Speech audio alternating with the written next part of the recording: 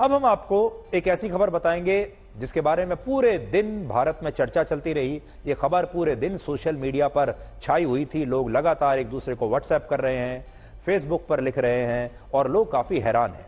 और वो खबर जो आज हम आपको बताएंगे वो ये है कि मॉडल पूनम पांडे की मौत के दावे का सच क्या है। आज दिन भर सोशल मीडिया पर यह लगातार चर्चा रही। आपके पास भी यह मैसेज जरूर आया होगा कि 32 साल की उम्र में पूनम पांडे की सर्विकल कैंसर से मौत हो गई है। लेकिन बहुत सारे लोगों को इस खबर पर अभी भी विश्वास नहीं हो रहा। इस खबर में कई लूप होल्स हैं, जैसे कि यह स्पष्ट नहीं है कि पूनम पांडे की मौत किस अस्पताल में हुई, उनका इलाज कौन से डॉक्टर्स कर रहे थे, उनकी डेड बॉडी इस समय कहां है, उनका अंतिम संस्कार कहां किया जाएगा, उनका परिवार इस समय कहां है, क्या कर रहा है, और ये तमाम जो जानकारियां हैं ये पूरी तरह से मिसिंग है। बड़ी संख्या में बॉलीवुड से जुड़े लोग उन्हें श्रद्धांजलि दे रहे हैं, कह रहे हैं कि उन्हें विश्वास नहीं हो रहा कि पूनम पांडे इतनी कम उम्र में नहीं रही। लेकिन किसी को भी यह नहीं पता कि पूनम पांडे का इलाज कहां चल रहा था, वो किस अस्पताल में थी और उनका शव इस समय कहां है। आज पूनम पांडे एक पहेली बन गई है और अब एक थ्योरी यह भी सामने आ रही है कि 4 फरवरी को वर्ल्ड कैंसर डे है, इसलिए हो सकता है कि कैंसर को लेकर लोगों में जागरूकता लाने के लिए पूनम पांडे की मौत की यह खबर जानबूझकर फैलाई गई हो। क्योंकि जब यह खबर आई तब से देश के लोग इंटरनेट पर लगातार यही सर्च कर रहे हैं कि ये जो सर्विकल कैंसर है ये असल में होता क्या है। इसलिए बहुत सारे लोगों का कहना है कि हो सकता है ये पब्लिसिटी का कोई स्टंट हो, मार्केटिंग का कोई नया गिमिक हो सकता है पूनम पांडे किसी मुद्दे को या किसी खास प्रोडक्ट को प्रमोट कर रही हूं। आजकल कुछ कहा नहीं जा सकता किसी के बारे में। पूनम पांडे की मौत की खबर आज सुबह आई जब उनके खुद के इंस्टाग्राम अकाउंट से पोस्ट हुए एक मैसेज में यह लिखा कि आज सुबह सर्विकल कैंसर की वजह से पूनम पांडे की मृत्यु हो गई है और 32 वर्ष की उम्र में वो हम सबको छोड़कर इस दुनिया से चली गई हैं। ऐसा पूनम पांडे के इंस्टाग्राम अकाउंट पर लिखा हुआ है। और क्योंकि यह मैसेज पूनम पांडे के ऑफिशियल अकाउंट से पोस्ट हुआ, इसलिए इस खबर पर शक करने की किसी के पास कोई वजह नहीं थी और लोग यही कह रहे थे, यही मान रहे थे कि कोई अपनी मौत को लेकर इस तरह से इतना बड़ा मजाक तो नहीं कर सकता। इसलिए यह सच ही होगा कि पूनम पांडे की मृत्यु हो चुकी है। इस खबर के बाद बॉलीवुड के तमाम कलाकार और सेलिब्रिटी जो पूनम पांडे को जानते थे या उनके साथ रियलिटी शोज में काम कर चुके थे, उनके दोस्त हैं, वो तमाम लोग पूनम पांडे की मौत पर श्रद्धांजलि देने लगे, दुख जताने लगे। और इस बीच पूनम पांडे की पीआर टीम ने यह जानकारी दी कि उनकी मृत्यु उत्तर प्रदेश के कानपुर में हुई है, जो कि उनका पैतृक स्थान भी है। लेकिन हमारी टीम ने जब कानपुर में तफ्तीश की तो पता चला कि कानपुर में पूनम पांडे नाम की 2 मरीज हैं जिनका कैंसर का इलाज हुआ है।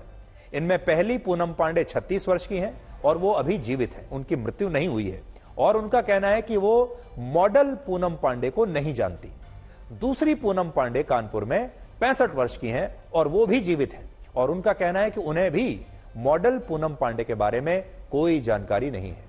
इससे यह पता चलता है कि पूनम पांडे की जो पीआर टीम है उसने जो जानकारी दी वो जानकारी सही नहीं है। और सबसे बड़ी बात यह है कि पूनम पांडे की मौत की खबर आई है, लेकिन उनकी डेड बॉडी कहां पर है, उनका अंतिम संस्कार हुआ है या कहां होगा, इसके बारे में अभी तक किसी के पास भी कोई जानकारी नहीं है। अब आप ये वीडियो देखिए जो पूनम पांडे ने 4 दिन पहले इंस्टाग्राम पर पोस्ट किया था और इस वीडियो का कैप्शन था ब्लैक एंड व्हाइट, यानी इसका कैप्शन हमारे शो की तरह ही था, ब्लैक एंड व्हाइट। यहां एक बात यह भी है कि पूनम पांडे 29 जनवरी को मुंबई में थी, लेकिन उसके बाद से उन्हें कहीं नहीं देखा गया। और उससे भी बड़ी बात यह है कि वो 3-4 दिन पहले तक ऐसे वीडियो सोशल मीडिया पर पोस्ट कर रही थी जिसमें वो बिल्कुल फिट दिख रही हैं, खुश नजर आ रही हैं, किसी प्रकार की कोई समस्या उन्हें दिखाई नहीं दे रही है। कोई कह नहीं सकता कि 3-4 दिन पहले के इन वीडियोस में पूनम पांडे इस स्थिति में है कि वो बीमार हैं या 3-4 दिन के बाद उनकी मृत्यु हो जाएगी। इसलिए लोगों को यह यकीन नहीं हो रहा, समझ नहीं आ रहा कि उनकी अचानक से मृत्यु कैसे हो गई और वो कानपुर कैसे पहुंच गई, जबकि 2-3 दिन पहले वो मुंबई में थी।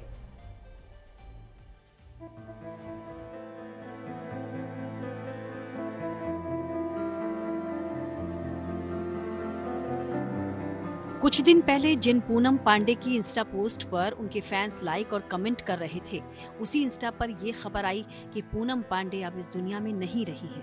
पूनम पांडे की उम्र महज 32 साल थी।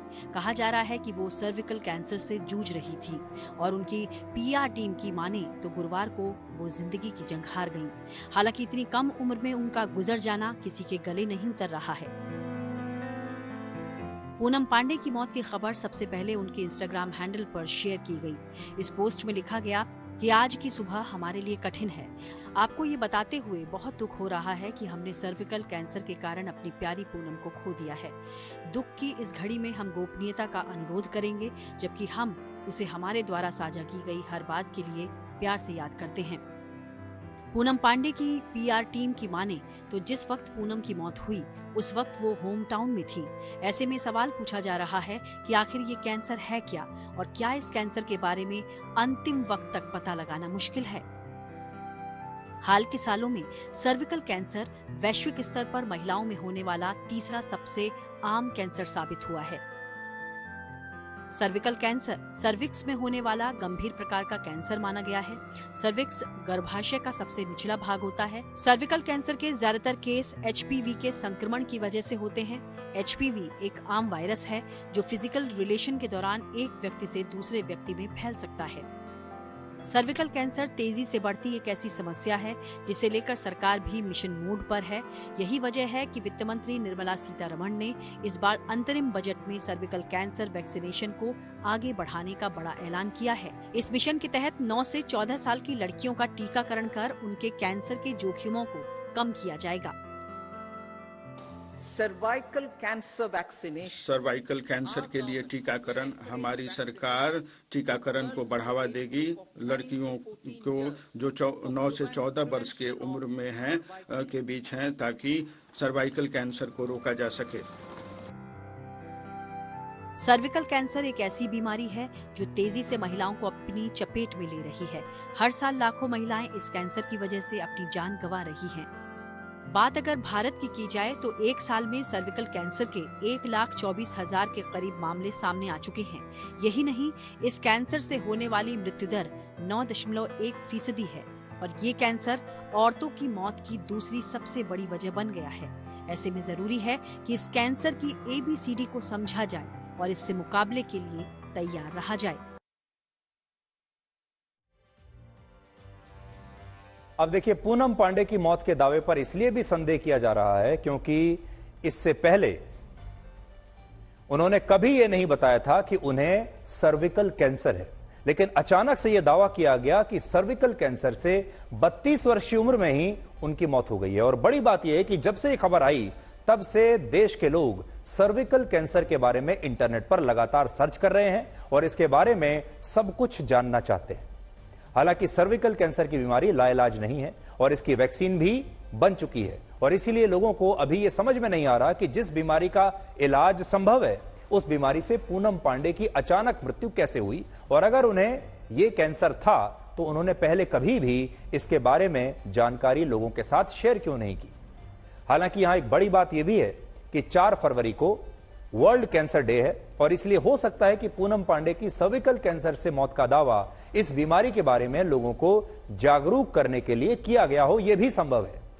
भारत में हर साल इस बीमारी से 74,000 महिलाओं की मौत होती है और आज भारत में ब्रेस्ट कैंसर के बाद सर्विकल कैंसर महिलाओं के लिए सबसे खतरनाक बीमारी मानी जाती है और डॉक्टर्स ये सलाह देते हैं कि अगर इससे बचना है तो इसके लिए महिलाओं को लगातार रेगुलरली जांच करानी चाहिए और 9 वर्ष से 40 वर्ष तक की लड़कियां और महिलाओं को यह वैक्सीन जरूर लेनी चाहिए।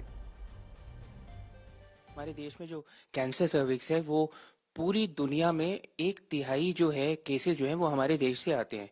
तो ये हमारे देश का सबसे प्रेवलेंट कैंसर है। आंकड़े अगर हम देखें तो ऑलमोस्ट 74,000 जो है डेथ्स हमारे ईयरली होते हैं और एक दिन में 200 लेडीज इससे मौत का शिकार होती है। तो ये नॉट अफ्लिक्शन की बात कर रहा हूँ, अगर मौत, तो अगर 8 मिनट हम बात करें आपके साथ तो उस 8 मिनट में एक लेडी की मौत हो जाती है कैंसर सर्विक्स की वजह से। दैट मीन्स डिजीज इतना प्रोग्रेस कर गया है कि उससे मौत हो गई है। एवरी 8 मिनट्स एक लेडी हमारे देश में इस डिजीज से अनफॉर्चुनेटली वी लूज हर साल जांच करना बहुत इंपॉर्टेंट है। तो प्रिवेंशन के जो दो मेन स्तंभ है वो है एक तो वैक्सीनेशन, जिसके बारे में हम आपको बताते हैं, और सेकंड जो है वो पैप्समेयर टेस्ट होता है एक।